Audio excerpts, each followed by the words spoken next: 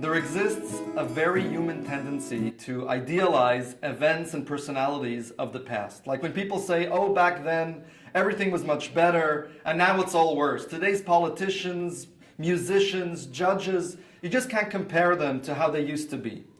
In Judaism, there is a term for this concept. We call it Yeridat Hadorot, the decline of the generations since having received the Torah, where we wish, as Yirmiyahu the prophet laments in Eicha, Chadesh Yameinu Kekedem, renew our days as of old.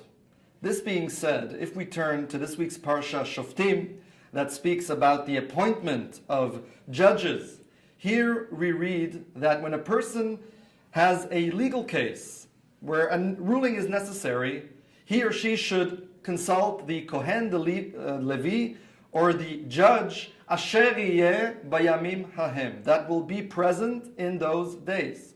The Talmud in Rosh Hashanah 25b asks the question, why is it necessary to write who will be present in those days? Would anybody assume that one would consult a judge who does not live in one's days? Back then and until now, time travel has not been invented, so how then could we understand the term the judge that will be in those days?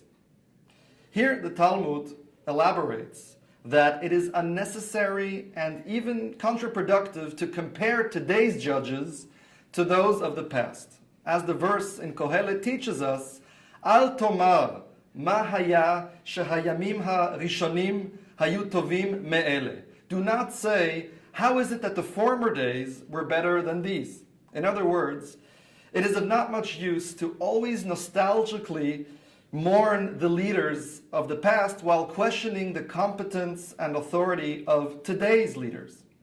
Let's also not forget that there is this psychological phenomenon called rosy retrospection, by which we tend to disproportionately remember the positive sides of past events while denying the negative. And beyond this, we must be aware that the challenges and situations of today are evidently not the same as in the past. So while obviously there is a need to be rooted in our past sources and respect and hold by the rabbinical halachic traditions, at the same time, it must be the rabbis and leaders of today who we must seek guidance from, as only they currently possess the full judgment and understanding on how to decide and take responsibility for today's generation. Shabbat Shalom.